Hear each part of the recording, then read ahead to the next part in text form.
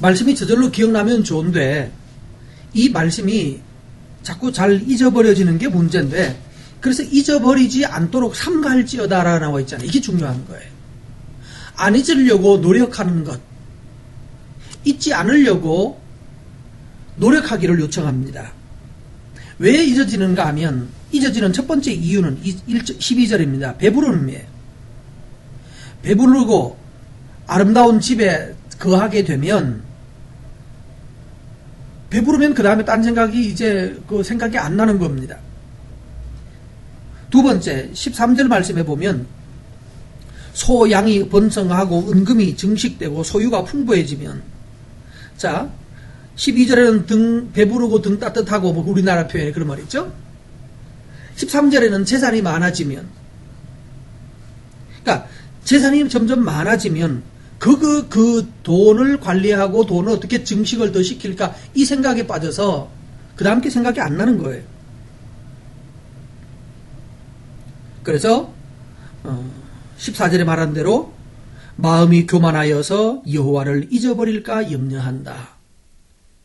결국 마음의 교만이, 배부르고 그 다음에 돈이 생기고 그래서 여유가 생기면 그 다음부터 하나님에 대하여서 잊어버리고 자꾸 돈과 먹는 것과 이쪽으로 관심을 빼앗기면서 하나님의 말씀이 잊혀져 가는 것입니다. 그래서 하나님께서 하신 일이 14절, 내 마음이 교만하여 여호와를 잊어버릴까 염려하노라. 여기 지금 아버지 입장에서 지금 모세를 아버지라고 비유한다면 아버지 입장에서 자식들이 이 본성이 보였잖아요. 광야를 지나오면서 이들이 얼마나 잘 거스리는 백성인지 자녀들의 본성을 보고 난 아버지 입장에서는 이거 그냥 놔둘 수가 없는 거예요. 그러니까 놔두면 뻔히 잊고 사는 게 뻔하단 말이에요. 그래서 계속해서 기억하라고 요청을 하고 있습니다.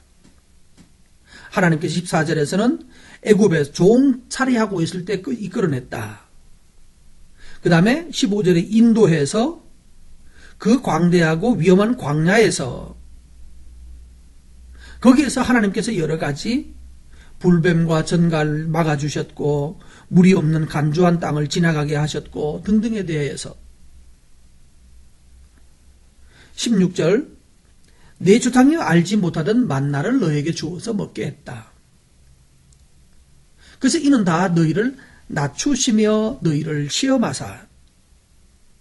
만나를 먹였던 것이 목적이 뭔가 하는 거예요. 만나를 주셨던 목적은 너를 낮추어서 겸손케 해서 마침내 복을 주려 하심이라. 자, 그러면 만나를 먹은 건 복이다 아니다?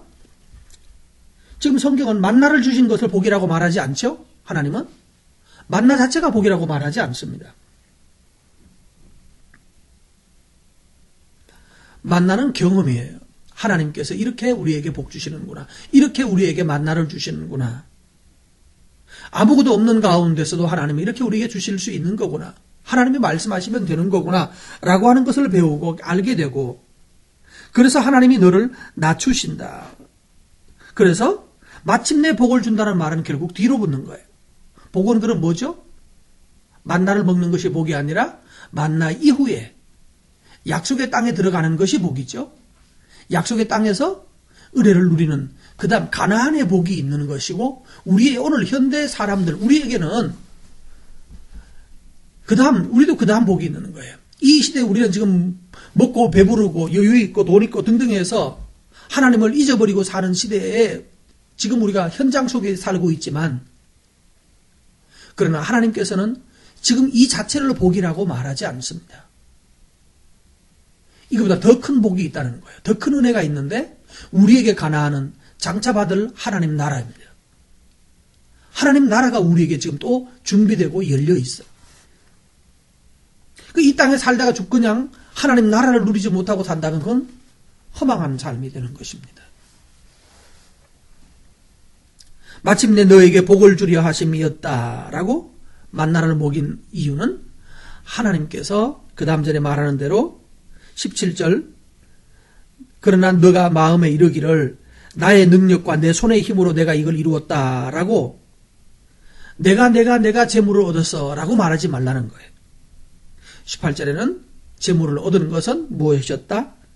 하나님이 너에게 재물을 얻는 능력을 주셨다라고 말씀합니다. 재물을 얻는 능력을 주셔서 재물을 얻게 해주셨고 그 능력은 또 왜 왔느냐? 네가 열심히 살아서 아니다. 너 조상들에게 한 약속을 지키기 위해서였다. 네 부모의 은혜로 너의 부모가 씨 뿌리고 기도하고 애썼던 그것의 열매를 지금 거두는 것이다. 너희 부모들이 심어놓았던 나무에 너희들이 열매를 먹는 것뿐이다. 그럼 결국 우리가 열매를 따먹는 것, 길거리 가다 보면 감나무에 감 달린 가지 보이잖아요. 감 열매를 먹는 것은 내가 땄지 이렇게 말할 수 있나요? 내가 땄나요? 맞아요. 마지막 딴 건 내가 땄을 수도 있죠. 그죠? 근데 실제로는 누가 한 거죠? 부모가 심었어요. 다른 사람이 심어놓은 거, 내가 한 노력이라는 것은 겨우 그거 장대 가지고 올라가서 따서, 그래서 따가지고 다시 그걸 뭐 어떻게 저장을 어떻게 해서 홍시 만들어서 아니면 단감 만들어서 뭐 곶감 만들어서 그거 수고를 내가 한 거예요. 근데 그 감 자체가 열린 것은 내가 수고해서 열린 것이 아니라 내가 노력을 해서 재물을 모은 것이 아니라 재물을 얻을 수 있도록 내가 노력하면 딸거리가 있도록